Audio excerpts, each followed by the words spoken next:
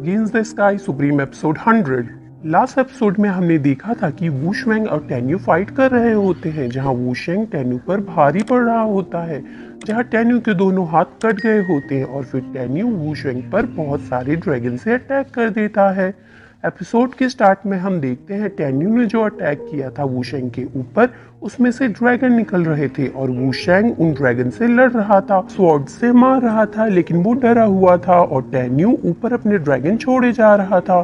फिर तभी हम देखते हैं टेन्यू उस पर अटैक करता है और ड्रैगन से ग्रीन रोप निकलती है जो वू शेंग के हाथ पैर और गले को जकड़ लेता है और पूरी तरह से बन जाता है। उसके बाद वू शेंग कहता है भाड़ में जाओ और टेन्यू पर अटैक करता है अपनी स्वॉर्ड से उसकी तरफ फेंक के। टेन्यू उसकी तलवार को भी ग्रीन रोप से पकड़ लेता है तो वू शेंग शॉक हो जाता है और कुछ भी नहीं कर पा रहा था, बस उसे देखे जा रहा था। तभी टेन्यू कहता है तुम अभी तक ऑसम थे लेकिन अब मेरी बारी है, और फिर टेन्यू उड़ के वू शेंग के पास जाता है तो वू शेंग गुस्से में कहता है टेन्यू अगर तुम मुझे मारना चाहते हो तो मार दो, और कहता है अगर तुम पिल मेकिंग डिसिपल बन भी गए तो ये बात नहीं बदल सकती कि तुम एक नीच हैंडीमैन हो। तो टेन्यू को गुस्सा आ जाता है और वो उस पर अटैक कर देता है और उसके चेस्ट पर किक करता है और फिर घूम के उसके फेस पर किक करता है और कहता है मैंने पिल फैक्शन ज्वाइन किया लेकिन मैंने कभी किसी को भड़काया नहीं, लेकिन तुम्हारे लूज डिसिपल ने हमेशा मुझे मारने की कोशिश करी है। फिर टेन्यू उसके हाथ पर किक करता है, फिर उसके पैरों पर, जिससे वो रोप टूट जाती है और एक रोप उसके गले में बंधी होती है जिससे वू शेंग लटका होता है। फिर टेन्यू उससे कहता है एक नीच हैंडीमैन तुम्हारी आंखों में देखकर तुम्हें हेवन के सारे बिलियंस ऑफ मार्शल पर्सन की तरफ से तुम्हें पनिशमेंट देता है, मैं वर्ल्ड और हेवन को तुम्हारे लिए घबराने दूंगा। फिर वो कहता है लेकिन अब तुम उसे देख नहीं पाओगे क्योंकि तुम्हारे मरने का टाइम आ गया है, और फिर टेन्यू वू शेंग को उसी के स्वॉर्ड से मार देता है। फिर हम टेन्यू के बनाए फॉर्मेशन को देखते हैं और बाहर से सब फॉर्मेशन को देख रहे होते हैं और सोच रहे होते हैं कि क्या होने वाला है, क्योंकि उन्हें कुछ भी पता नहीं चल रहा होता है। एल्डरशन को स्टूडेंट्स को टेन्यू की चिंता हो रही होती है लेकिन मास्टर बेन खुश होता है। तभी हम देखते हैं वहाँ सारे स्वॉर्ड्स दिखाई देने लगती है जिसे देखकर एल्डरशन के स्टूडेंट रोने लगते हैं, उन्हें लगता है टेन्यू मर गया और एल्डरशन भी रोने लगता है, लेकिन ये देख मास्टर बेन खुश हो जाता है। तभी उन्हें आवाज आती है तुम लोग क्यों रो रहे हो। ये सुनकर एल्डरशन और स्टूडेंट खुश हो जाते हैं और एल्डरशन कहता है ये लड़का नहीं मर सकता, और फिर फॉर्मेशन खत्म होने लगता है और उसमें से टेन्यू बाहर आता है जिसके हाथ कट चुके थे, लेकिन उसको देख के स्टूडेंट चिल्लाने लगते हैं कि टेन्यू ने वू शेंग को मार डाला। फिर टेन्यू के आसपास बहुत सारी स्वॉर्ड घूमते हुए दिखाई देती है। फिर एल्डरशन कहते हैं टेन्यू फर्स्ट इनर सेक्ट डिसिपल बन गया है, हमारे सेक्ट के 50,000 सालों का मिस किंग भी उसे देखती रह जाती है। और फिर मास्टर बेन गुस्सा हो जाता है क्योंकि टेन्यू बच गया था। फिर एक बंदा वू शेंग की बॉडी मास्टर बेन के पास लेके आता है जिसे देख के वो रोने लगता है और तभी उसके मुंह से खून निकलता है।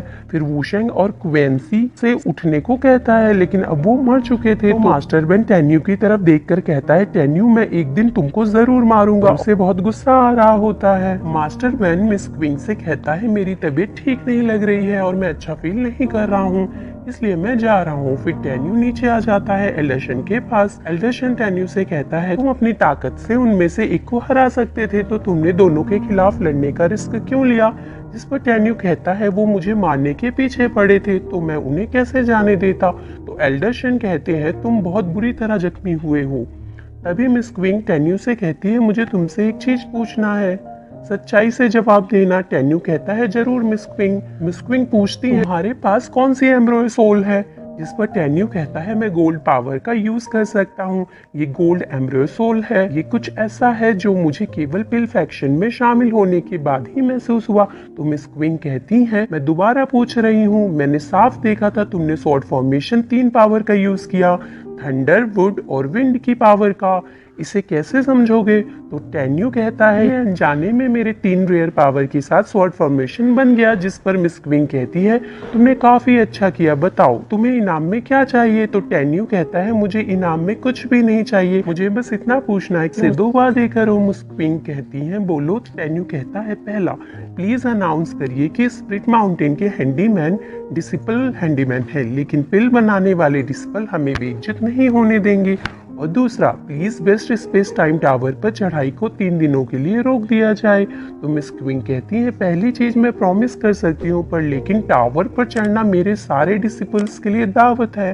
मैं तुम्हें हर किसी का 3 दिनों का वक्त नहीं लेने दे सकती। जिस पर टेन्यू कहता है, तो क्या हम 4 घंटे पीछे कर सकते हैं? मिस क्विंग कहती हैं, अब जब हर कोई यहाँ है तो 4 घंटे और ठीक होंगे। जब सूरज डूबेगा तब टावर खुलेगा। मिस क्वीन की बात मान जाते हैं। मिस क्वीन कहती हैं, जो भी स्प्लिट माउंटेन के हैंडीमैन डिसिपल को बेवजह बेइज्जत या उन पर हमला करने की हिम्मत करेगा, उसे डिमोट कर दिया जाएगा। हैंडीमैन से ये रूल सबको मानना होगा। इसके बाद एल्डर शेन टेन्यू का कटा हुआ हाथ उठाते हैं और टेन्यू से पूछते हैं कि क्या तुम अभी भी टावर पर चढ़ना चाहते हो?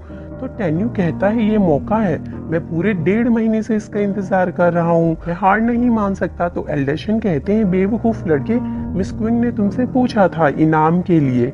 मैं साफ चाहता हूँ कि तुम माउंटा ट्रेनिंग में जाओ अपने जख्मों से रिकवर होने के लिए। तुमने इसका जिक्र क्यों नहीं किया?